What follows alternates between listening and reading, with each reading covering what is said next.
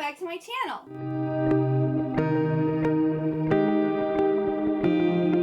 So today I'm doing my what I got for my birthday haul. So this is mostly going to be a book haul because Barnes & Noble had, or currently has, buy one, get one 50% off of manga. So I stocked up on some manga, but I did some other shopping. This past Sunday on March 19th, my birthday celebration was to go to the mall in Columbia and do like Build-A-Bear and like eat at the food court and then just kind of go shopping wherever people wanted. It was kind of like the girls split off and then the guys went and did their stuff and the girls went and did our stuff. So I have quite a few places here. I have Build-A-Bear, I have Box Lunch, H&M, and then 2 different trips of Barnes & Noble because I did a big purchase on Sunday, but then I also went and purchased a lot more today on my actual birthday because I forgot to use my $5 off birthday coupon and the manga sale was still going. So I was like, you know what, I'm just gonna see what my local Barnes & Noble has and maybe I can get some more manga for, you know, half off. So yeah, I will start off with my crown.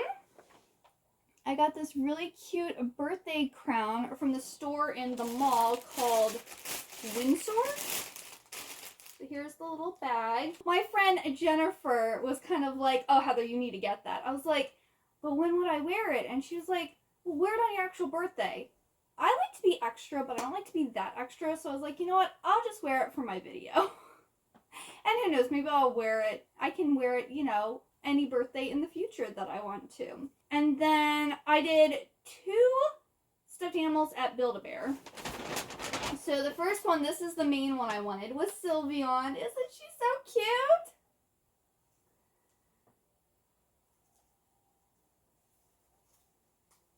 She's so adorable. And she actually has Velcro on her. So like, there's like little Velcro pieces that you can then put like wherever you want to put her little tendrils. And she also has like on the sides here, there's some Velcro here. So you can make this one as loose or as tight as you want. And my sister actually went and bought this one for me. So this is my birthday present from my sister Michelle. So adorable. And the other Build-A-Bear I made was Teddy Ursa. Oh, so cute. Oh, I forgot to do the sounds.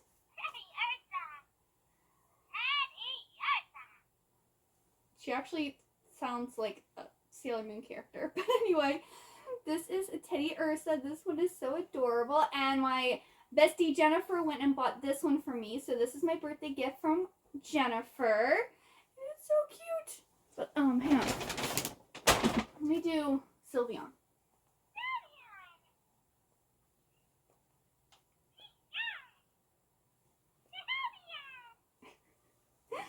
Yeah, these are my 2 Build-A-Bears I got. So yay. I'm so thankful for these. These are the 2 I was hoping. I was like, I want to go to Build-A-Bear and I want to get Sylveon and Teddy Ursa. I was going to get them even if like my sister and Jennifer hadn't bought them for me, but hey, save me money and I was able to buy some more books. So yeah, I'm so happy. My Pokemon Build-A-Bear collection is growing. Then I got some more anime themed stuff at Box Lunch. They actually had the Sailor Jupiter sweatshirt set. Like, oh, this is so cute. They have like the little sport sleeves. I don't think, yeah, there's nothing on the sleeves, but it's like all embroidered. Like it's all embroidered, which is really, really nice. And then I got the matching sweatpants. Oh, and also I got money from my in-laws, my parents, and my Nana. So I also spent that money while shopping.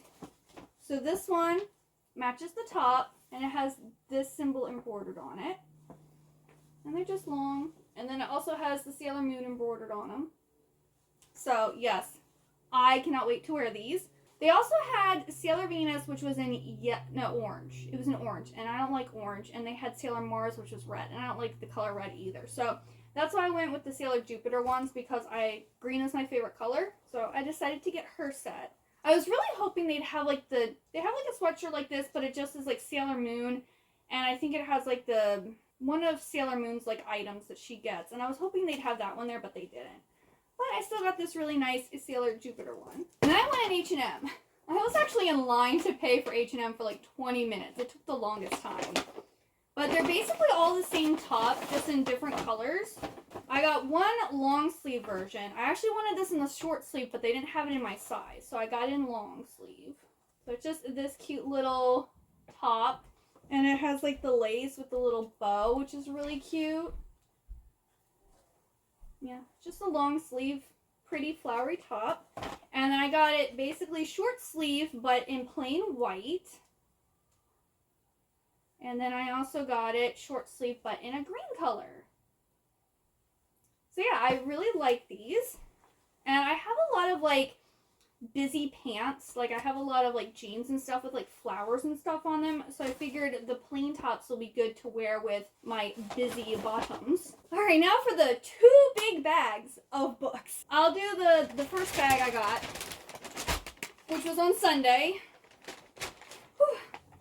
So I got a Fruits Basket, another volume 4. This is the sequel series to Fruits Basket. That's pretty much about this girl named Toru who's an orphan, and she ends up kind of being taken care of the Soma family, and they are all Zodiac. Like, they're all part of the Zodiac, and there's 13 of them that actually, when they're hugged by someone of the opposite sex, they turn into that Zodiac animal that they are.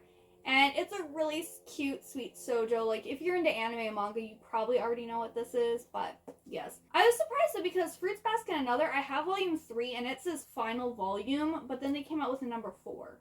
I know these are like the extra stories. I'm surprised they called it number 4 instead of something else.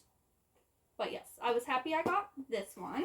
And then I've had my eye on this one for a while, but I just didn't pull the trigger yet because I was trying to like catch up with series I've already started. But buy one, get one 50% off. And they had all of the ones up to date. So I got 1 through 5 of Golden Japanesque, a splendid Yokohama romance by Kaho Miyazaka. And these are just gorgeous. So this is, I believe, like a historical romance. And I was looking up this author and then, or I should say mangakin, and I didn't realize Kaori First Love, which is one of my favorite manga series ever, was done by the same person. And I was like, oh, no wonder I was so attracted to the artwork. It's because I love Kaori First Love. So I'm hoping I love this one just as much as Kaori First Love. This one I'm not sure. Okay, so it takes place in Meiji era Japan, and we have 16-year-old Maria wishes she can change her appearance. If only her eyes and hair were different, maybe she wouldn't be met with such fear, and maybe her own mother wouldn't be so ashamed of her. But when Maria encounters a handsome yet mischievous boy named Rintaro, her understanding of beauty and herself begins to change. To him, Maria's not just pretty, she's straight out of a fairy tale. A historical romance unfolds on the streets of Yokohama.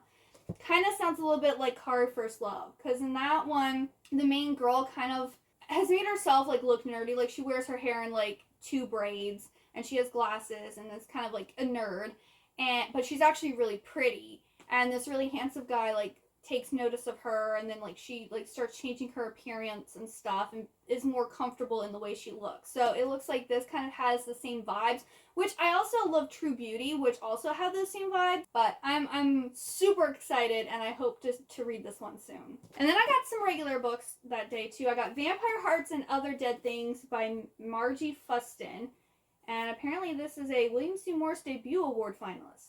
And I've been wanting to get the ebook version of this, but it hasn't gone on sale. Like, it's been like $9.99 the entire time, so I figured I might as well just go and pick it up.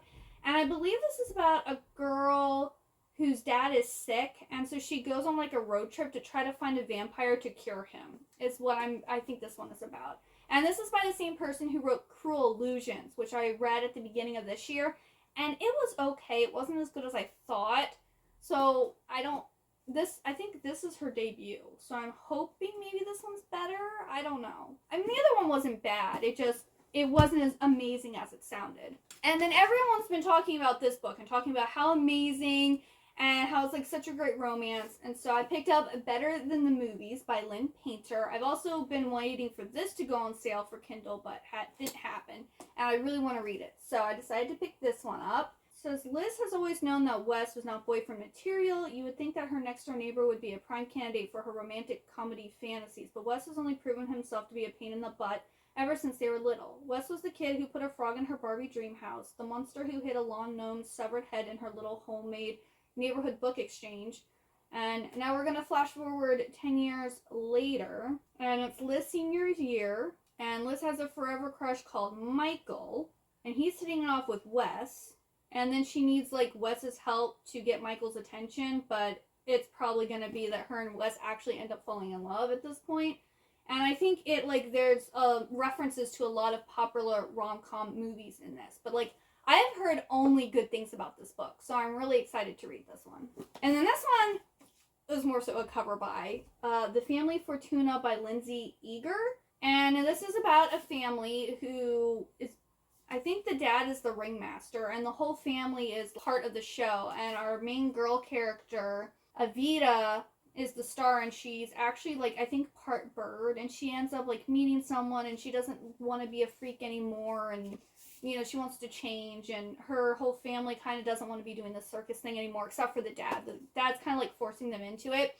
So I'm interested to see about this, because it sounds good, but I don't know, like, how good. I'm a little apprehensive about this, but the cover's gorgeous, so I was like, oh yeah. And it's about the circus. For some reason, I love anything about the circus. Then I picked up Grey Mist Affair by Francesca Zappia. And this is about this village hidden in the dark forest. And this girl named Heike. And she's, like, not supposed to go into the woods, but she does anyway. So kind of maybe like a Little Red Riding Hood. But I think this is supposed to be maybe like a dark fantasy or something like that. I don't know. I just know I like her other book, Eliza and Her Monsters. That was, like, a really good book. So I'm going to read this one. This actually, the release date is supposed to be the 28th of April. But I got this on the 28th of March. But I got it on March 19th. So I don't know if they put it out early or it was an early release. I'm not really sure, but I got this one already. And the last one I got on Sunday was The Foxglove King by Hannah Witten. And it has deckled edges. Oh, I love deckled. I know some people hate them, but I love them. I love deckled edges. And this is the special Barnes & Noble edition one. So it's got pretty end pages. It's got this on the cover. And this is by the same person who did For the Wolf duology. It says, in this gilded gothic and romantic new epic fantasy series, a young woman's secret power to raise the dead plunges her into the dangerous world of the sainted king's royal court.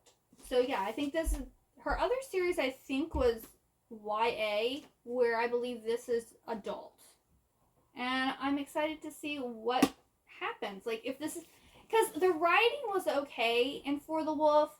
Like, it was kind of a generic Beauty and the Beast / Little Riding Hood story that was kind of interesting, but the writing wasn't amazing. But maybe this will be better. And I haven't read the sequel yet, For the Throne. So maybe that one also got better. I'm not really sure. But I also really like the cover for this one. Alrighty, last bag. So this is what I got this afternoon. So I got Beyond the Clouds 1 through 4. So here's number 1, 2, 3, and 4. I'm not really sure what this is about, but someone said if you like Studio Ghibli or like Castle in the Sky, you'll like this. And Castle in the Sky is what got me into anime. I love Castle in the Sky. It's probably my favorite Ghibli movie. It's kind of tied with that one, Princess Mononoke, and Whisper of the Heart. Like, those are my top 3, and it's kind of really hard to decide because they're just so unique and so different from each other. But as soon as I heard that this was, like, Castle in the Sky, I was like, I need to get that. So this has been, like, on my want-to-buy list. I just hadn't pulled the trigger. And since they were on sale, I decided to get them. And now I'm up to date with everything that's out so far. Then I recently watched this anime, and I thought it was so adorable. I loved it so much. And I was eyeing the manga, and they had all 3 volumes, which is the complete series, and they were on sale. So I was like, gonna do it. Gonna get them. So that is, I'm the villainess, so I'm taming the final boss. So, this series is just so adorable. I don't know, it was December or January, I think, that I watched the anime, and so cute. I think she's one of my new favorite characters, like, ever. Love her so much. Like, she's, love her. So this girl ends up dying, and she's, like, reincarnated as the villainess in this, like, otome game that she likes to play, or like to play, but she's not actually a bad person. And so she decides that she's not going to be the villain, that she's actually going to change the fate of this character because she doesn't want to die again. And it has, like, all these twists and turns, and she gets the bad guy to fall in love with her, or become infatuated with her, or whatever. And he is the Demon King, or Demon Lord, something like that. And it's just, it's funny. It's funny, it's romantic, it had some twists and turns. Now, I know the anime had, like, 2 story arcs, so I think this is just the first story arc. And it also is a light novel, which has a lot more volumes than the manga does. So I kind of want to get the light novel, but I haven't really been reading the light novels. Like, I have, like, a whole shelf full of them, but I haven't, like, read any of them. I got another series that I've kind of had my eye on for a while, but I was just like, no, I don't want to get it yet. But I decided to get it. Now this one, they have 9 volumes out total, so I did order the other 3 from Amazon for my Amazon order that I place every month. That is A Vampire Dormitory. I like the back of this one. There's a kitty cat.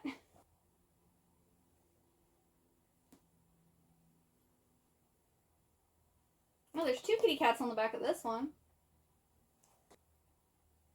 And I really don't know much about this, except that, like, vampires, obviously, and cats. So it says, Mito has no family to rely on. She lives on the streets disguised as a boy. Ruka is an otaku vampire interested only in 2D girls. Oh, that sounds good. Okay.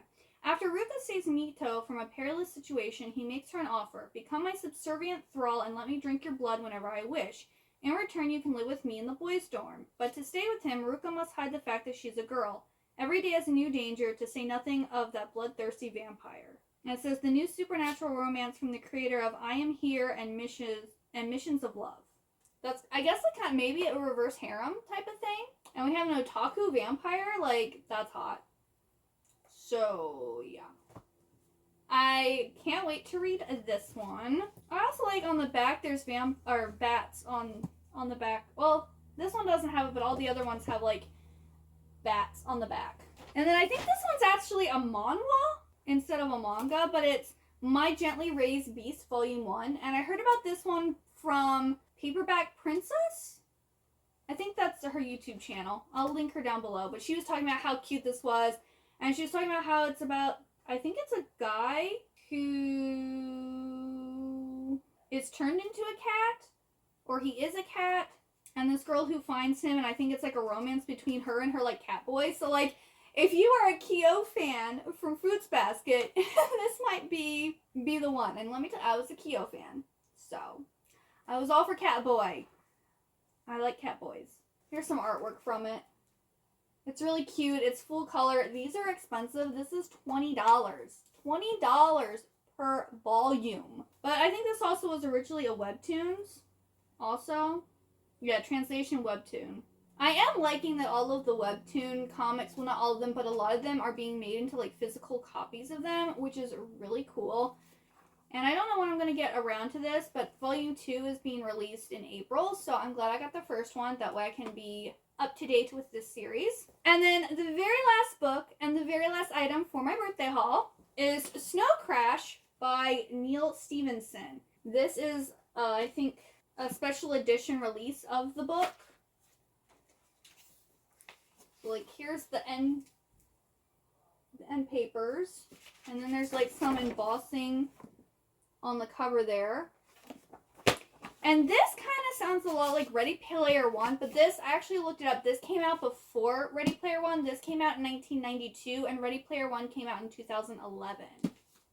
I went to go and look something up, and I realized I already had bought this book as, like, on sale as a Kindle edition. So I don't actually have to read the physical book. But I have it now. Hopefully I like it. But it's about this guy guy named Hiro who lives in Los Angeles, and he basically does like Uber. And he spends most of his time in the metaverse, where his avatar is legendary. But in this club known as the Black Sun, Hiro's fellow hackers are being felled by a weird new drug called Snow Crash that reduces them to nothing more than a jittering cloud of bad digital karma, and in real life, a vegetative state. Investigating the Infocoplets leads Hiro all the way to the beginning of language itself, with its roots in an ancient Sumerian priesthood. He'll be joined on his journey by YT, a fearless teenage skateboard courier. Together they must race to stop a shadowy, virtual villain hellbent on world domination. So it's kind of like Ready Player One mixed with like Sword Art Online, and that just sounds really, really good. And this also predates all of those. I'm really excited to read this one because it's kind of like sci-fi, but like gamer sci-fi, which is kind of really cool. I think my husband would also really like this book too. But yeah, that is everything I got for my birthday. Thank you so much for anyone who bought me something or gave me money. I really, really appreciate it, and I had such a great couple of days. It was wonderful. I also took the whole week off of work, so I still have quite a while to go to keep celebrating my birthday, but no more presents. Thank you so much for watching. If you got all the way to the end, please leave me one of the party emojis. Whether it's like the exploding popper or like the person blowing on like the little noisemaker, whatever party emoji you want to do. And I hope you have a wonderful good day or night, and I hope to see you next time. Bye-bye!